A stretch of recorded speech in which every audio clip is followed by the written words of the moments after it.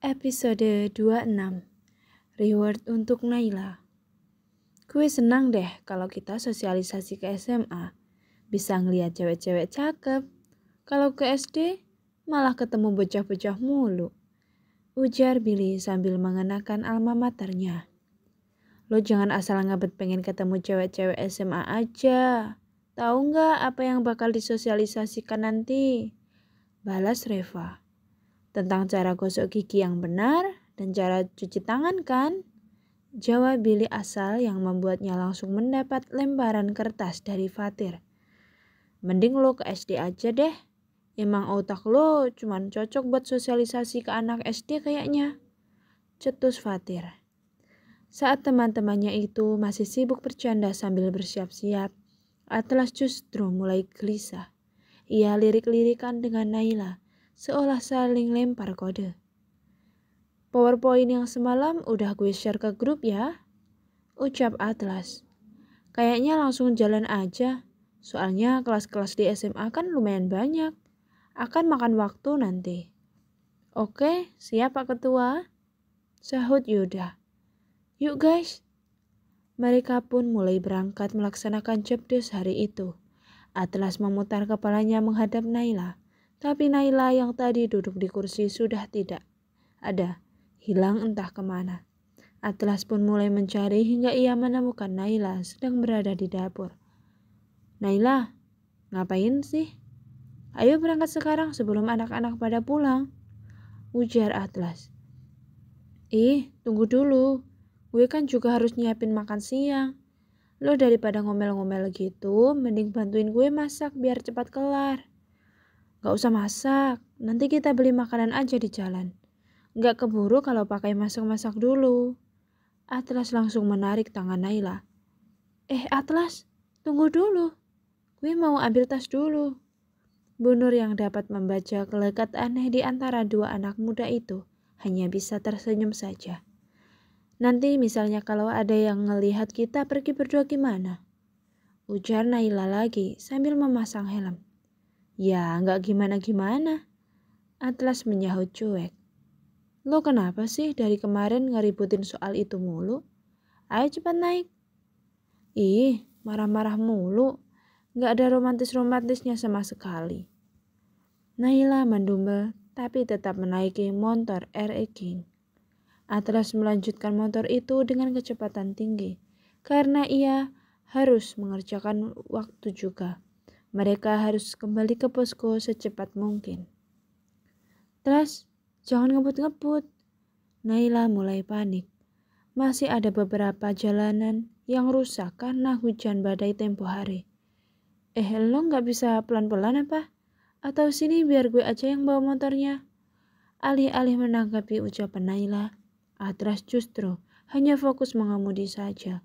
Kendati demikian, ia dapat merasakan Naila yang beberapa kali berpegangan pada pundaknya. Namun karena takut terjatuh, tanpa mengucap sepatah kata pun, Atlas memindahkan jemari Naila dari pundak ke pinggangnya. Tentu saja, itu membuat Naila jadi terkejut. Modus. Naila sedikit mendengus sambil mengerucutkan bibirnya. Namun, ia tidak menarik tangannya sama sekali dari pinggang Atlas. Seolah juga nyaman memeluk Atlas dari belakang seperti itu. Sepanjang jalan, Naila jadi membayangkan dirinya seperti tokoh di film-film. Ternyata begini ya rasanya boncengan sama pacar. Naila mesem-mesem sendiri. Beberapa detik berselang, ia tersentak lagi. Memangnya mereka pacaran? Wajah Naila memerah. Malu karena imajinasinya sendiri. Udah nyampe? Candu banget lo meluk-meluk gue. Cetus Atlas setelah menepikan motornya di depan sebuah pasar. Siapa yang meluk-meluk sih? Jangan GR lo, balas Naila. Atlas hanya mencibir membuat Naila menjadi kesal. Atlas, ini kita belikannya di sini. Iyalah, mau di mana lagi emangnya? Atlas mengeluarkan kertas kecil di dalam tasnya. Nih, lo pegang. Ini list barang-barang yang mau dibeli. Ini kan prokernya Fatir. Kenapa nggak Fatir aja yang lo suruh beli? Atlas mendelik sambil tersenyum kecut. Jengah mendengar Naila melontarkan pertanyaan yang semestinya tidak perlu dipertanyakan lagi. Karena sudah jelas, Atlas hanya ingin mencari cara supaya bisa punya waktu berdua dengan Naila. Kita ke toko mainan itu dulu ya. Mau nyari pedang-pedangan sama mahkota-mahkotaan. Atlas mengabaikan pertanyaan Naila dan menggandeng tangan gadis itu menuju sebuah toko mainan yang tidak jauh dari tempat mereka memarkirkan motor. Kembali Naila tersenyum sendiri ketika tangannya digandeng oleh Atlas. Setelah 1 jam berkeliling di pasar itu, akhirnya mereka selesai juga membeli semua perlengkapan. Sebelum pulang, mereka menyempatkan untuk makan soto dulu. Ini gimana cara bawanya ya? Naila menatap pasrah pada kantong plastik besar berwarna merah yang berisi barang belanjaan mereka tadi. Tak terbayangkan bagaimana cara membawa barang itu pakai motor. Ya lo pangku lah di belakang. Salah satu tujuan gue ngajak lo kan juga buat bawa itu. Balas Atlas. His, rese. Naila mendengus kesal karena merasa terjebak. Oh iya, lo tahu tempat jual alat untuk bikin keripik gitu nggak? Buat apa? Gue kepikiran aja buat beliin itu untuk Bu Nur. Biar Bu Nur bisa bikin usaha keripik gitu nantinya. Soalnya kan Bu Nur udah ngejual kebunnya ke Pak Jarot. Itu artinya Bu Nur udah nggak punya sumber penghasilan lagi. Kalau Bu Nur bikin usaha keripik, kan nanti bisa buat biaya hidupnya. Gue belum cerita soal ini ke anak-anak yang lain sih. Tapi gue yakin mereka akan setuju dan akan ikutan support juga. Naila menjelaskan panjang lebar. Gimana menurut lo? Atlas justru lebih menelah setiap ekspresi di wajah Naila dan membaca apa-apa yang tak disampaikan oleh gadis itu. Lo masih ngerasa bersalah banget ke Bu Nur ya? Naila sedikit tersentak, tak menyangka bahwa Atlas tahu dan akan menyinggung soal itu. Namun pada akhirnya, Naila tetap menganggukkan kepalanya. Lo gak salah, Nay. Apa yang lo lakuin itu udah benar. Gak semua perempuan punya keberanian kayak lo. Naila tercenung cukup lama. Masih tidak menyangka bahwa Atlas akan memujinya untuk pertama kalinya. Tumben lo muji gue. Biasanya malah mojokin terus. Dipuji salah, dipojokin salah. Apa mau lo? Udah, makan sana. Ngomong terus, kapan kelarnya? Potong Naila. Atlas tersenyum sendiri. Ia memang candu melihat wajah kesal Naila. Baginya menggemaskan. Oh iya, Naila terpikirkan sesuatu lagi. Gue masih bingung deh.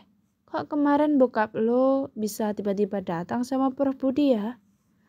Akhirnya ditanya juga. Kirain lo sama sekali gak mau tahu soal itu. Atlas menyuap makanannya terlebih dahulu sebelum menjawab pertanyaan Naila. Gue cukup panik juga karena bencana tempo hari itu. Gue kepikiran gimana kita baliknya kalau jalan itu gak bisa dilewatin. Apalagi gue lihat gak ada tindakan cepat dari pemerintah juga. Makanya gue langsung kabarin bokap gue. Dan kebetulan Prof Budi itu dulunya juga dosen dari bokap gue. Jadi mereka kenal. Oh, Naila mulai mengangguk-angguk. Jadi bokap lo juga alumni kampus kita ya? Yap. Malahan dulu bokap gue pernah menjabat jadi ketua BEM juga. Kelihatan banget sih kalau bokap lo itu memang keren. Ya iyalah, anaknya aja sekeren gue ini. Naila mencibir mendengar Atlas menyombongkan dirinya. Jauh sih menurut gue, bokap lo kelihatan baik, dermawan, dan berwibawa. Kalau cuman modal songong doang. Kenapa sih gengsi banget buat ngakuin kelebihan gue? Atlas menaikkan alisnya. Ngakuin kelebihan gue aja gengsi. Gimana mau ngakuin perasaan lo ke gue coba? Naila langsung memerah. Apa Atlas sudah tahu bahwa Naila mulai menyukainya? Apa semua itu terlihat jelas dari sikap dan gelagat Naila? Sial. Padahal Naila sudah berusaha menyembunyikan perasaannya. Saat Naila masih gelagapan karena salah tingkah, Atlas tiba-tiba mengeluarkan sesuatu dari saku jaketnya. Sebuah jepitan rambut berbentuk kupu-kupu. Reward yang gue janjiin buat lo. Ucap Atlas yang membuat Naila menjadi membeku lebih lama. Cie, nonton sampai akhir ya? Terima kasih. Jangan lupa dukung channel ini dengan cara like, comment, subscribe, dan share ke teman-teman juga sosial media kalian. Sampai jumpa di video selanjutnya. Bye!